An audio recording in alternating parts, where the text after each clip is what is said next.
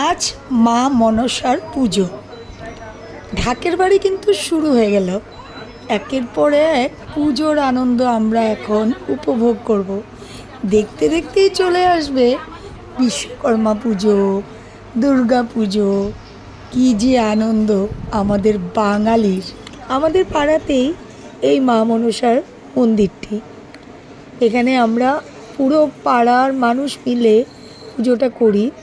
বাইরে বাইরে থেকেও প্রচুর লোক আসে, দারুণ আনন্দ করি।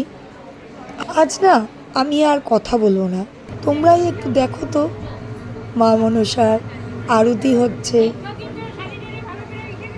মায়ের মূর্তি থাকতে আমি আর কি কথা বলবো, তাই না?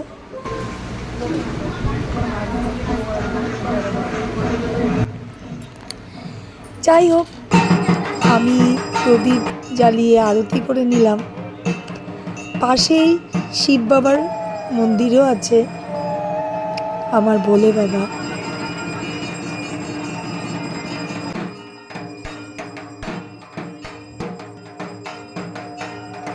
আর আমি সত্যিই কথা বলতে পারছিলাম না, এত ভিড়ে আমি কথা বলবো আমার মনে হচ্ছিল সবার ডিস্টার্ব হবে।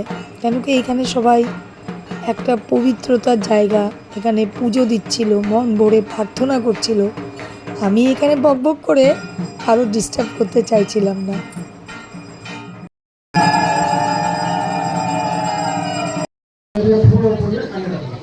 ভালো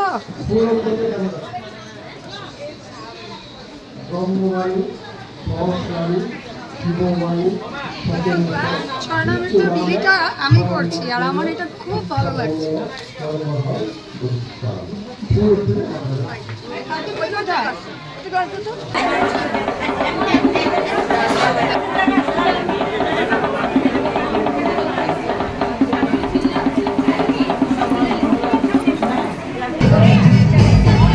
মন্দিরের কথা বলছি না কেন, কি গান বাজছে, ঘাট বাজছে, কিছু শোনা যাবে না। মায়ের মুখটা একবার দেখো, কত কি করছো বর্দি? আর বলিস না, মন্দির থেকে খিচুড়ি খাওয়াবে। হ্যাঁ, তো আমরা সবাই ওয়েট করছি, কিন্তু আমার হাজবেন্ডের টাইম হচ্ছে না। তোর জিজুর, আচ্ছা, তোর জিজুর হুড়স্থুল লেগে গেছে। তো তখন আমি ভাবছি না এখন কি করি, খিচুড়িটা আনতেও তো সময় লাগবে। একদম, হ্যাঁ, এমন সময় জানিস জিজুর ভাগ্যটা ভালো আছে, একদম প্রসাদ পেয়ে গেছি রে। মা মনসা একদম কৃপা করেছে। এখন ভোগের প্রসাদটা তোমার জিজুকে দিয়ে দিয়েছে আর প্রসাদটা নিয়ে আসলাম। আচ্ছা, আর বাকি একটু করে আছে, ওটা আমরা সবাই মিলে একটু একটু প্রসাদ নিয়ে নেব। একদম একদম একদম হবে।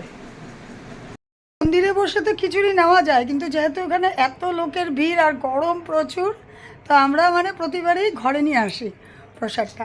তো ঘরে যে নিয়ে আসি, কী করে নিয়ে আসি ওই জায়গাটা তোমাদেরকে একবার দেখাই। কি করে ঘরে প্রসাদটাকে আনি, এনে সবাই মিলে ফ্যানের নিচে বসে মাটিতে প্রসাদটা নিই। ওখানে বসে খেলে ওটা আলাদাই একটা মজা, কিন্তু যেহেতু আমার মেয়ে, আমার মাও গরমে মানে অস্থির অস্থির করে, তাই ঘরেই নিয়ে আসি।